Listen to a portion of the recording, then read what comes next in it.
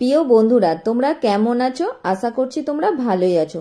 চলো, আজ আমি কি মাছের রেসিপি দেখাচ্ছি একবার দেখে নাও তো। এটা কি মাছ জানো কি?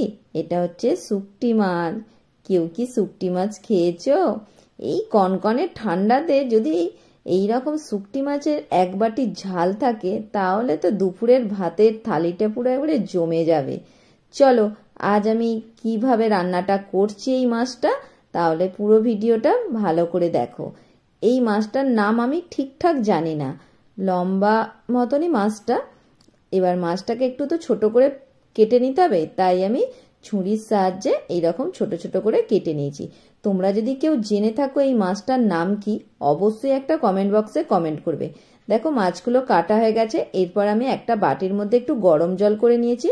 গরম জলের মধ্যে এই মাছগুলো 10 থেকে 20 মিনিটের জন্য আমি ভিজিয়ে রাখবো। এই গরম জলের মধ্যেই ভিজিয়ে রাখতে হবে। দেখো, 20 মিনিট পরে আমি আবার তোমাদের দেখাচ্ছি। এই মাছটা একটা এইরকম ছিদ্রযুক্ত চুবড়ির মধ্যে আমি ঢেলে দিয়েছি। তারপর ভালো করে একটু ধুয়ে নেব। ওপরে যে শাঁসটা আছে মাছের, সেই মাছের শাঁসটা আমি ভালো করে ধুয়ে তুলে দিয়েছি। এরপরে এই মাছটার মধ্যে নুন আর হলুদ একটু মাখিয়ে নেব। তারপরে কড়ার মধ্যে তেল দিয়ে দিচ্ছি। আজ আমি কাঠের উনুনে এই শুকটি মাছটা রান্না করছি। তোমরা পুরো রেসিপিটা দেখবে, লাইক কমেন্ট অবশ্যই দেবে। দেখো, মাছগুলো আগে ভালো করে উল্টে পাল্টে একটু ভেজে নিচ্ছি। এই দেখো, ভালো করে একটু উল্টে পাল্টে ভেজে নিলে রান্নাটা খুব ভালো হয়। তাই আমি ভালো করে মাছটা উল্টে পাল্টে ভেজে নিচ্ছি। আর দেখো, মাছগুলো ধোবার পরে একটু ভেঙেও যায়নি, কিছু হয়নি। যেমন কাটা ছিল, ছোট ছোট করে কেটেছিলাম, সেই রকমই কাটাটা রয়েছে। দেখো, মাছগুলো ভালো করে ভাজা হয়ে গেছে। এরপর মাছগুলো তুলে নিচ্ছি। এই তেলের মধ্যে আর একটু অল্প পরিমাণে তেল দেবো, খুব বেশি আমি তেল দেবো না। এই তেলের মধ্যে দিয়ে দিচ্ছি একটা বড় সাইজের পেঁয়াজকে ছোট ছোট করে কুচি নিয়েছিলাম, সেটাও দিয়ে দিচ্ছি। আর শুকটি মাছটা আজ আমি রান্না করব পেঁয়াজ কলি আর আলু দিয়ে। শুধুও করা যায়, মানে শুধু মাছটা দিয়েও করা যায়, আবার পেঁয়াজ কলি আর আলু দিয়েও করা যায়। তাই আজ আমি পেঁয়াজ কলি আর আলু দিয়ে করছি। প্রথমে পেঁয়াজের মধ্যেই আমি দিয়ে দিচ্ছি একটা বড় সাইজের আলুকে এরকম লম্বা করে কেটেছিলাম, সেটাও দিয়ে দিচ্ছি। দিয়ে একটু ভালো করে নেড়ে ছেড়ে নিচ্ছি। পেঁয়াজ আলু তেলের মধ্যে ভালো করে একটু নেড়ে চেড়ে ভেজে নিতে হবে। কিছুক্ষণ ভেজে নেবার পরে আমি এখানে যে পেঁয়াজ কলিটা নিয়েছিলাম সেটাও দিয়ে দেবো। দাঁড়াও, তার আগে একটু ভালো করে ভেজে নিই। এই দেখো, মোটামুটি ভালোই ভাজা হয়ে গেছে। এরপরে এই পেঁয়াজ কলিগুলো দিয়ে দিচ্ছি।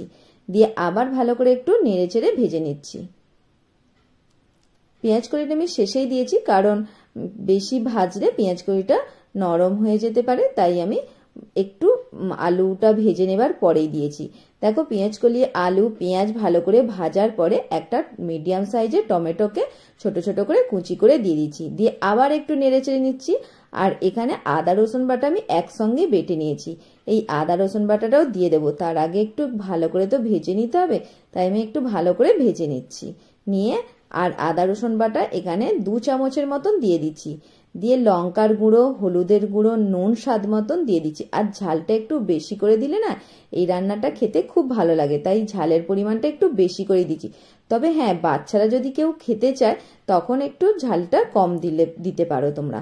তাই আমি এখানে ঝালটা একটু ঝালে দিয়েছি, যেহেতু আমার ছেলে খেতে পছন্দ করে না, তাই আমি আমার মেয়ে খাবো বলেই তাই একটু ভালো করে ঝালটা দিয়েছি। দিয়ে এবার অল্প করে জল দিয়ে দিচ্ছি। আর আগে ভালো করে কষিয়ে নিতে হবে। কষিয়ে নেবার পরে জলটা দিয়ে দিচ্ছি। জল দিয়ে আমি 10 মিনিটের জন্য চাপা দিয়ে দেবো, যাতে আলুটা ভালো করে সিদ্ধ হয়ে যায়। দেখো, 10 মিনিট পরে আমি চাপাটা খুলে তোমাদের দেখাচ্ছি। আলুটা মোটামুটি ভালো মতনই সিদ্ধ হয়ে গেছে।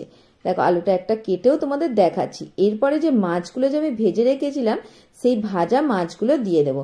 দিয়ে আবার আমি 5 মিনিটের জন্য চাপা দিয়ে দেবো, যাতে মাছটাও ভালো মতন সিদ্ধ হয়ে যায়। এই দেখো, কিছুক্ষণ পরে চাপাটা খুলে আবার আমি আলুটাও দেখে নিচ্ছি। দেখো, খুব ভালো আলুটা সিদ্ধ হয়ে গেছে, আর মাছটাও খুব ভালো সিদ্ধ হয়ে গেছে।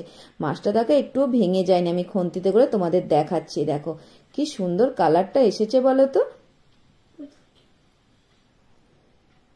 এরপর আমি একটু ভালো করে নেড়ে চেড়ে জলটা যাতে শুকনো মতন হয়ে যায়, তারপরে জল শুকনো হয়ে যাবার পরে আমি নাবিয়ে নেব।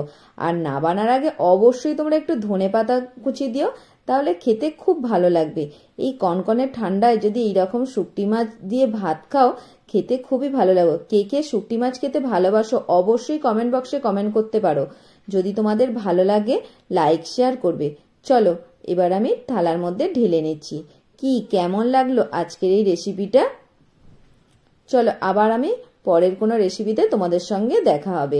ভালো থেকো সবাই, সুস্থ থেকো। Tata, bye bye.